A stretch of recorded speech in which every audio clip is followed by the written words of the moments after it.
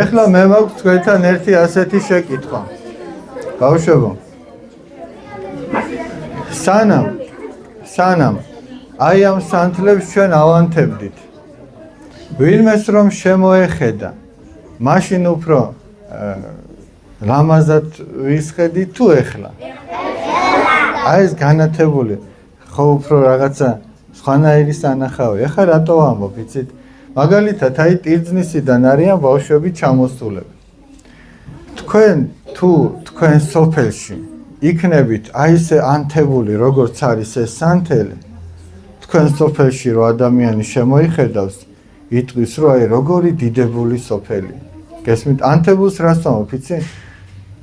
ხო ჩვენ ხო თქვით, რომ ეს სანთელი რო ანათებს, ესთან იხარჯება, ხო იმხელა ხო აღარ არის, ეგ თქვენი სანთლების ნელ-ნელა დაიხარჯება.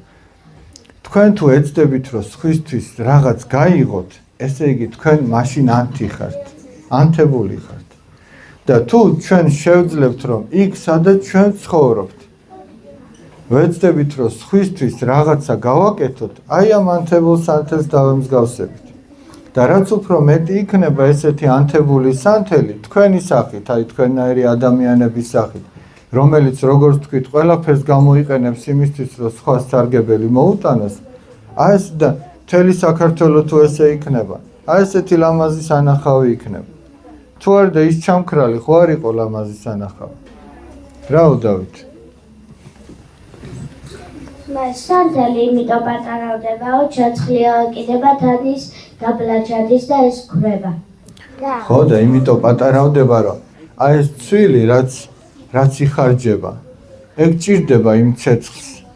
და ჩვენ შემთხვევაშიც ჩვენი უნარები, შესაძლებლობები, ჩვენი ენერგია ჭირდება იმას, რომ სხვისთვის დავიხარჯოთ, გესმით? თუ არ დაიღალე, თუ არ შეგცივდა ვინმესთვის, თუ არ მოგშივდა, თუ არ გაისარჯე, შენ ვერაფერს ვერ გააკეთებ. ანუ შენ თუ არ დაიხარჯე, სხვას ვერაფერს სარგებელს ვერ მოუტან. ისევე როგორც ეს სანთელი თუ არ დაიხარჯა, მაშინვე ჩაქრებ.